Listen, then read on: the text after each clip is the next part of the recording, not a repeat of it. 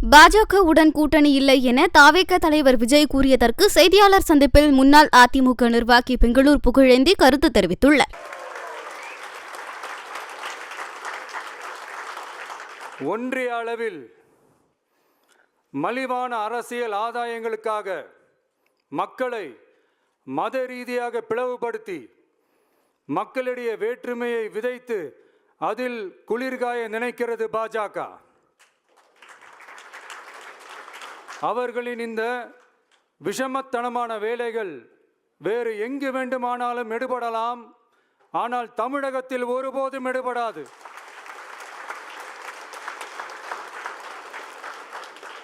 சமூக நீதியும் நல்லிணக்கமும் சகோதரத்துவமும் சமத்துவமும் ஆழமாய் வேரூன்றிய மண் இந்த தமிழ்நாட்டு மண்.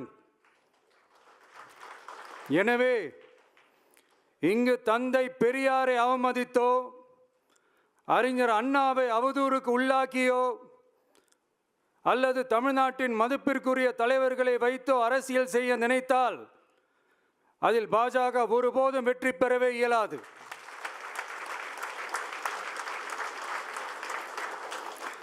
சுயநல அரசியல் லாபங்களுக்காக பாஜகவுடன் கூடி குழைந்து கூட்டணி போக திமுகவோ அதிமுகவோ இல்லை.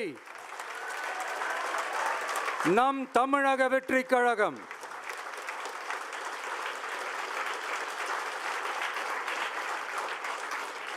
கொள்கை எதிரிகள் மற்றும் பிளவுவாத சக்திகளுடன் என்றைக்கும் நேரடியாகவோ மறைமுகமாகவோ கூட்டணி இல்லை என்பதில்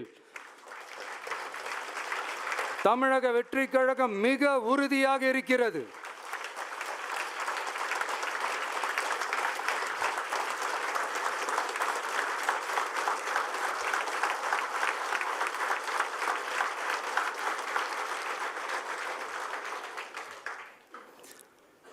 கூட்டணி என்றாலும் தமிழக வெற்றி கழகம் தலைமையில் அமையும் கூட்டணி எப்போதும் திமுக மற்றும் பாஜகவுக்கு எதிரானதாகத்தான் இருக்கும் என்பதையும்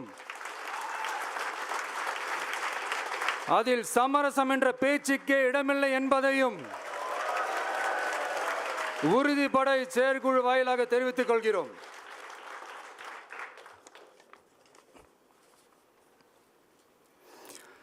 இது இறுதியான தீர்மானம் மட்டுமல்ல,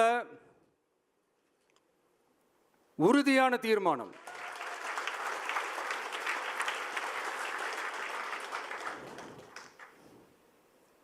தீர்மானம் 1, நாம எல்லாருக்குமே வாழ்வாதாரம் இருக்கு, இல்லைன்னு சொல்லல. ஆனா